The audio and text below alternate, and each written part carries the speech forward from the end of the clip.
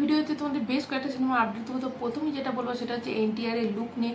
তো অনেকেই বলছে এনটিআর এর লুক কিন্তু পাল্টে গেছে, একদমই ঠিক। এনটিআর কিন্তু পুরোপুরি এনটিআর নিজেকে চেঞ্জ করে দিয়েছে, অনেক রোগা হয়ে গেছে, তার দাড়ির শেপ বলো, তার চুলের হেয়ার কাট বলো, অনেকটাই পাল্টে গেছে। তো এটা একদম প্রশান্ত নীলের কথা শুনে করা হয়েছে। এবং তোমাদের বলে রাখি যে দেখো ট্রিপল আর বলো বা এই যে সিনেমাটা ধরো এই ওয়ার 2 আসছে, এখানে যেরকম ফিজিক্স তোমরা দেখেছো সেটা থেকে কিন্তু সম্পূর্ণ আলাদা একটা অন্য ডিফারেন্ট লুকে কিন্তু থাকবে এই সিনেমাটা। এনটিআর 31 বা ড্রাগন যাই নাম বলো তোমরা।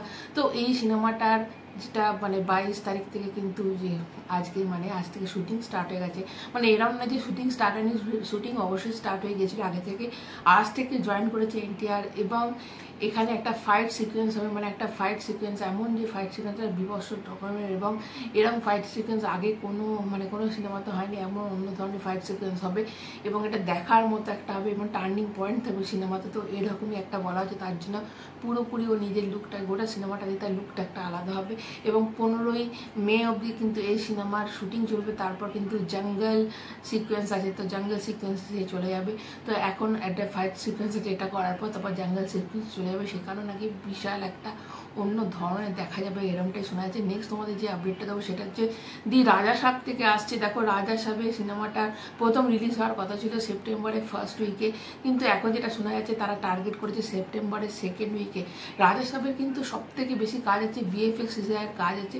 এবং যখন ওই সিনেমাটা করেছিল প্রভাসের একটা নিজস্ব টিম সে তৈরি করেছে, যারা এই ভিএফএক্স এর কাজটা দেখছে, ভিএফএক্সকে অ্যাপ্রুভ করবে কি করবে না, তো এটা দেখছে।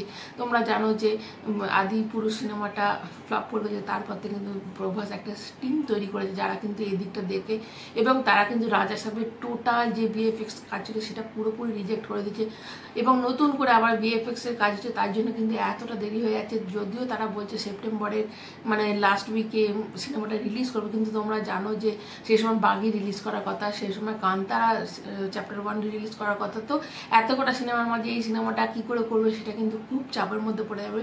তো এটা হতে পারে, দেখো এত তাড়াতাড়ি ভিএফএক্স এর কাজও কিন্তু শেষ হবে না, তার কাজে এই সিনেমাটা কিন্তু পেছিয়ে গিয়ে ক্রিসমাস বা নেক্সট জানুয়ারি 2026 জানুয়ারিতে কিন্তু চলে যেতে পারে, এরমটাই শোনা যাচ্ছে।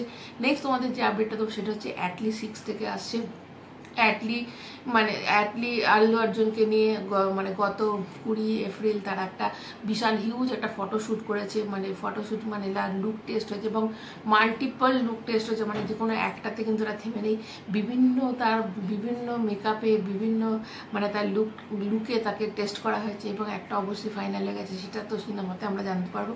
তবে মোটামুটি একটা ভালো মতো ফটোশ্যুট হয়েছে এবং তার লুক টেস্টও হয়েছে। নেক্সট তোমাদের যে আপডেটটা দেবো সেটা ওয়ার 2 থেকে আসছে। তোমরা জানো, তোমাদের বলেছিলাম যে 20 মে হচ্ছে এনটিআর এর জন্মদিন, তো ওই দিন একটা বড় করে টিজার আসার কথা ছিল ওয়ার 2 এর, কিন্তু এখন শোনা যাচ্ছে সেটা ক্যান্সেল হয়ে গেছে। এবং ওই দিন এখন দুটো খবর এসেছে ওই সিনেমা থেকে, সেটা হচ্ছে যে মের ফার্স্ট উইক বা সেকেন্ড উইকে, কিন্তু ফার্স্ট উইকে ধরো একটা গ্লিমস আসতে চলেছে এবং সেকেন্ড উইকে যখন ওর জন্মদিনে একটা বড় করে ওর প্রমোশন একটা করা হবে, এনটিআর এর একটা হিউজ এন্ট্রি সিন দেখানো হবে বা এনটিআর এর একটা বড় কোনো টিজারও আসতে পারে, এরকমটাই শোনা যাচ্ছে। তবে দুটো আসবে এটা শোনা যাচ্ছে, এক হয় ওর বার্থডেতে কোনো গ্লিমস এলো, বা হয়তো তার আগে গ্লিমসটা এসে গেল এবং নেক্সট ডে কিন্তু ওর বার্থডের দিন একটা বড় সড়ো ধামাকা আসছে, এটা তো শোনা যাচ্ছে। নেক্সট তোমাদের যে আপডেটটা তো সেটা হচ্ছে আমির খানের সিনেমা।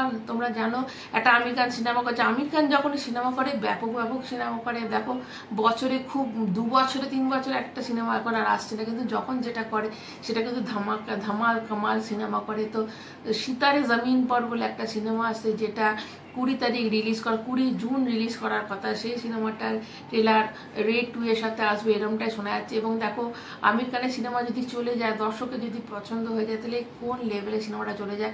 তো ওখানে সিকুয়েল আছে, তারে জমিন পরে যে গানটা আছে সেটা সিকুয়েল, ওর একটা গানও থাকবে ওই সিনেমাতে, সিতারে জমিন পর। এবার এটাই দেখা সিনেমাটা কি নিয়ে হবে, তো অবশ্যই সেই দিকে তো চলতে হবে। 20 জুন সিনেমাটা কিন্তু রিলিজ করবে, তার ট্রেলার কিন্তু রেড 2 এর সাথে আসবে, এরমটা শোনা যাচ্ছে। নেক্সট তোমাদের যে আপডেটটা দেবো সেটা হচ্ছে SSMB 29 থেকে আসছে।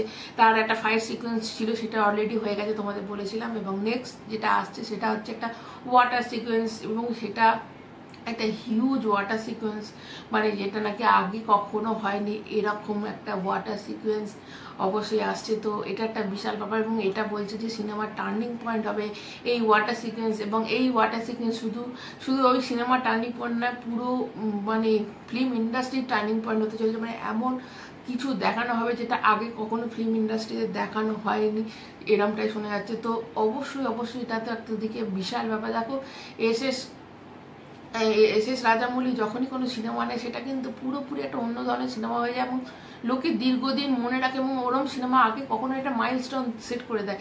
তো এখানেও সেরকম ওয়াটার সিকোয়েন্সটা একটা মাইলস্টোন সেট করবে, এরকমটাই শোনা যাচ্ছে।